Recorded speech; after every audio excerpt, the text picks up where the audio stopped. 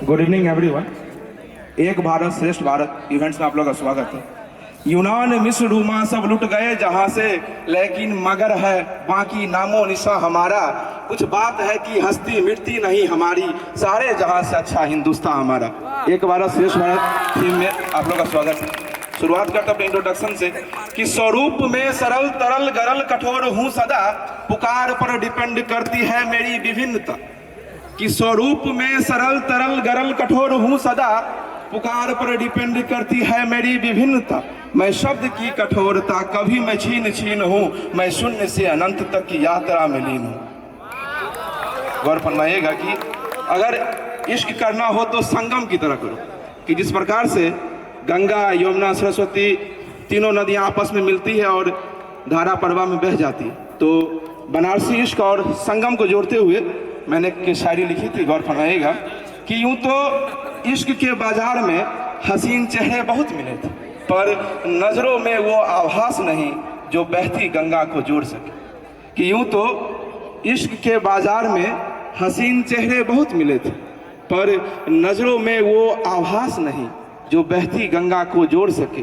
चाहे घाट बनारस हो या प्रयागराज का संगम हो, मझधार में वो नैया नहीं जो दिल की इबादत को मोड़ सके।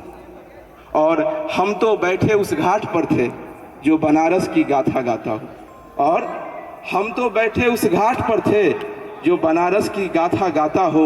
उस संगम की चर्चा क्या करे जो खुद की धारा प्रवाह में बह जाता हो। गौर फरमाइएगा कि वो प्यार नहीं मुकम्मल था जिसका जहान में जिक्र हो। कि वो प्यार नहीं मुकम्मल था जिसका जहान में जिक्र हुआ, खामोशी तो पहले से थी उसे लगा कि मुझे फिक्र हुआ। ये वादे और मुलाकातों से इश्क नहीं संवरती है, कि ये वादे और मुलाकातों से इश्क नहीं संवरती है। यूं तो बनारस में गंगा अकेली है पर प्रयागराज में संगम के साथ बहती है।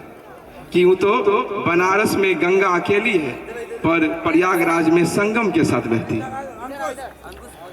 जो बातें आज आपके लिए इम्पोर्टेंट है, हो सकता है कि वो बातें कल आपके लिए इम्पोर्टेंट ना हो, तो इसी पर लिखा था कि वो बातें अब अधूरी सी जिन ख्वाबों में हम खोए थे।